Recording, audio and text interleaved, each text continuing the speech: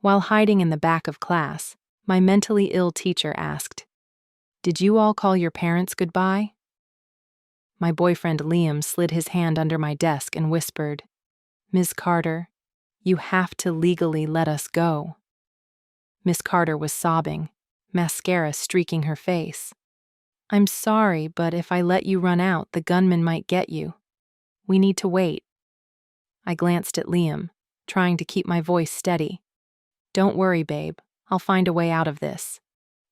Miss Carter had kept our entire class trapped in the room. She'd been off all week, but today she locked the door during last period, claiming she sensed danger. Suddenly she screamed, pointing at the door. "There! Did you hear those gunshots? Everyone get down!" We exchanged confused looks, but Miss Carter was trembling, clutching a rosary to her chest. She herded all 20 of us to the back corner, furthest from the windows. She started praying in Latin as we huddled together. Some kids were crying, others texting parents frantically. The school must have called, wondering where we were. Soccer practice started 2 hours ago. Choir rehearsal was missing half its singers. "Miss Carter, I have an idea," I said, interrupting her prayer. "We're on the first floor, let us out through the window to escape and get help." She shook her head violently. "No. The gunman has accomplices outside. They'll shoot you the moment you climb out. I won't let you leave." She began hugging each student, saying she loved us. Kids flinched from her touch. This woman, usually so composed while grading papers, was now wild-eyed, sweating through her blouse. Tyler, the class troublemaker who usually skipped homework, stood up, arms crossed. "Miss Carter, you're so crazy you make me want to do my assignments. Let us out, you lunatic. School ended 4 hours ago." Her face twisted. "The only dismissal you're getting is straight to hell. I should let you out and let the gunman take you." "Fine, let's do it," Tyler said, heading for the door. Miss Carter crumbled instantly. "I'm sorry, sweetie. I can't let you leave. I have to keep the door locked to protect you." While she focused on pulling Tyler back, I saw my chance her keys dangled from her belt loop. I carefully unclipped them, avoiding any jingle. Liam saw and faked a loud cough to distract her. I crawled toward the door, staying low as if we were in real danger. I didn't know then how real it was.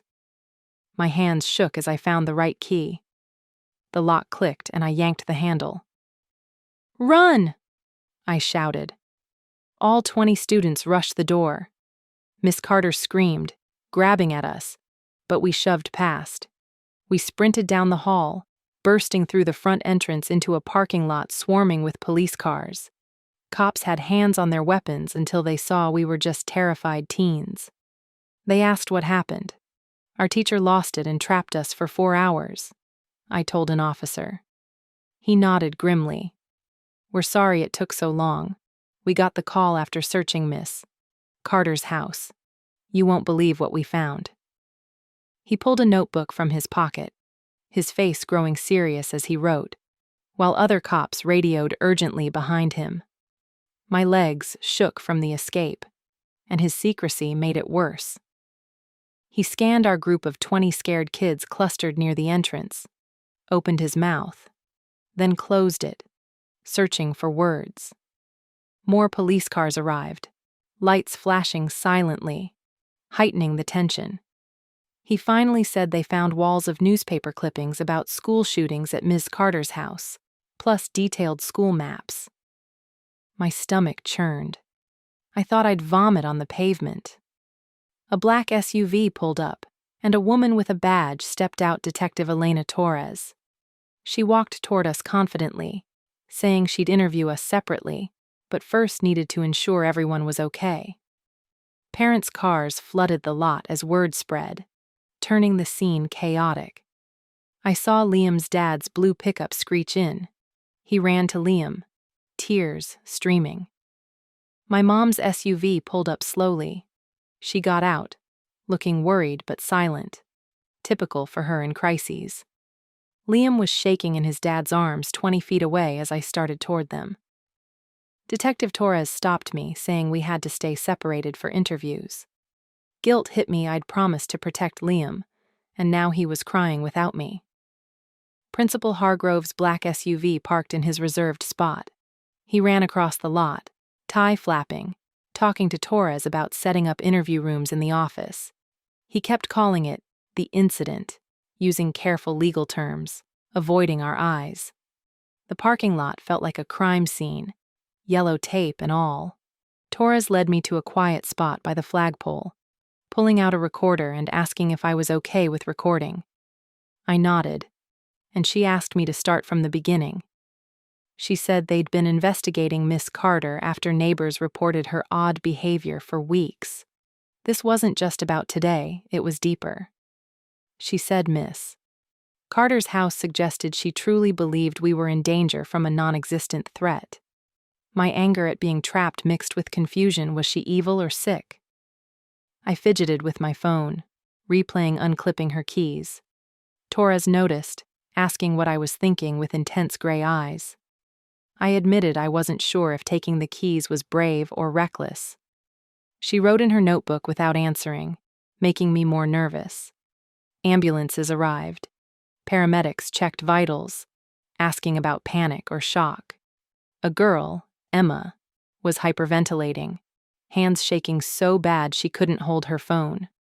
A paramedic gave her a paper bag to breathe into as her mom rubbed her back. Parents kept arriving, some yelling at Hargrove, demanding how a teacher could lock us in for 4 hours. Others just held their kids, crying. It felt like a TV crime drama, not my life.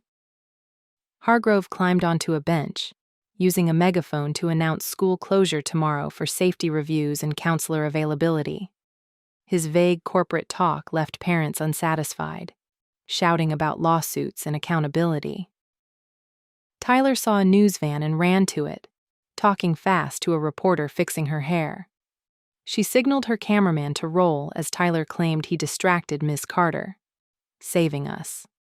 Other kids rolled their eyes at his story, too drained to correct him. Miss Carter's mascara-streaked face and rosary-clutching hands made me wonder what triggered her breakdown after a week of odd behavior. The reporter nodded as Tyler gestured dramatically, face red and sweaty. Part of me wanted to tell the real story, but I was too exhausted to care about credit. My phone buzzed. Liam texted he couldn't handle this and was leaving with his parents. I saw him walk to their car, his mom's arm around him, his dad carrying his bag. I started to follow but stopped, knowing he needed space. My promise to protect him felt foolish now that we were safe. Torres handed me a police business card, saying I'd need to give a full statement tomorrow. Her tone hinted at something bad about Miss Carter she wasn't sharing. She said there was more to the story and we'd discuss it later. I followed Mom to her SUV in silence. That night I stared at the ceiling, haunted by Miss Carter hugging us, whispering love like a goodbye. She thought we were about to die from a non-existent shooter. Her Latin prayers replayed like a movie. My phone exploded with class group chat theories about her breakdown and what police found. Someone said their sister heard Miss Carter called 911 about fake gunshots, actually construction noise, earlier that week. Another said she reported suspicious cars daily for a month. Her paranoia formed a pattern. I kept thinking about Torres's words about a bigger story, imagining weapons or manifestos at her house. The uncertainty was worse than the lockdown. I fell asleep at 3 a.m., woken at 7 by Torres calling. She needed me at the station early because Miss Carter's 911 calls showed escalating paranoia, daily reports of suspicious activity, from strange cars to people following her. Mom drove me to the old brick station. Torres took me to an interview room, showing a photo of Miss Carter's living room walls covered in school shooting clippings, red string connecting them like a conspiracy board. She'd lived in this fear for months. Another photo showed our class seating chart with notes on exit proximity. An audio of her 911 call from 3 nights ago played fireworks in the background as she reported automatic weapon fire. She called 4 times that night, each more frantic. Dispatchers flagged her number for concern. Torres said a neighbor, Marcus Reed, reported her pacing her yard at 3 a.m., flashlight in hand, searching for intruders. She accused him of being part of the threat. Paranoia consumed her. Everyone was a victim or enemy. Torres showed a bag of envelopes, each with a student's name in Ms. Carter's handwriting, dated 3 days ago. She held up mine, but I declined to read it, not ready for her words. Mom got an email from Hargrove about a mental health crisis, mandating counseling for us. It felt cold, more about lawsuits than us. Torres showed another photo. Ms. Carter's bedroom safe held a gun and 3 boxes of bullets, bought legally 2 weeks ago after she became convinced of an attack. A black backpack by her door had zip ties, duct tape, a hammer, rope, and first aid supplies, a go bag for barricading our classroom. The planning made it terrifyingly real. 3 days later, I met school counselor Sarah Bennett, who taught me a 4-4 breathing technique for hypervigilance. It didn't erase the constant edge, but helped. My phone buzzed. Liam texted he wasn't ready to see anyone, needing space to process alone. It hurt, but I understood. That night, Tyler posted online that I nearly got everyone killed by opening the door. Classmates argued, some defending me, others agreeing with him. The fight felt trivial but infuriated me. At my official police interview, Torres recorded every detail of taking the keys. She asked if I considered danger outside, making me doubt my choice. Mom heard Hargrove held an emergency staff meeting on teacher mental health protocols.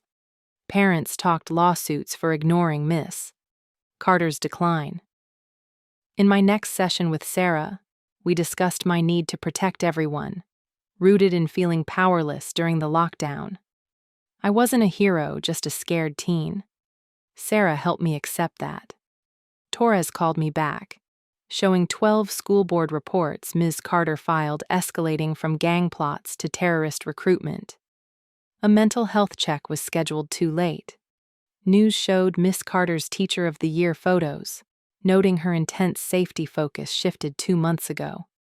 I called Marcus Reed, who described her sleepless nights, barricading doors, and visions of violence she thought were divine warnings. She'd mapped our classroom, marking seats and exits. Torres read a sealed letter Ms. Carter wrote, apologizing for scaring us but insisting the danger was real. It was sad, not just scary. Liam showed up crying, saying loud noises triggered him, and my hero act made him feel weak. We talked for 3 hours, agreeing to respect our different healing paths. At school, rumors swirled I'd face trouble for taking the keys. Parents said I endangered everyone. Furious, I punched my locker, landing in Hargrove's office. He called it a safety situation, offering a student safety committee role instead of discipline, a clear silence-buying move. I agreed for my college record. Sarah taught me to separate controllable and uncontrollable factors, easing my anger. In group counseling, kids shared mixed feelings about Miss Carter's hugs. Some felt gross, others comforted. It showed how differently we experienced the same moment. Torres showed Miss Carter's desperate emails to the school board, offering her savings for bulletproof glass. Medical records revealed a new anxiety med with a paranoia side effect, missed psychiatrist appointments aligning with her behavior shift. I defended her to classmates pushing for kidnapping charges, explaining her sickness. They thought I was crazy. Tyler's inconsistent stories got him grilled by Torres. He admitted exaggerating his role. Hargrove announced Miss Carter's medical leave, a soft push for retirement. Parents at an emergency meeting demanded accountability. Some nearly fought. Liam and I fought over my hero label. In my statement, he said it diminished his trauma. We agreed to avoid dramatic terms, calling it "what happened." A 911 call audio from our classroom triggered a panic attack in history class.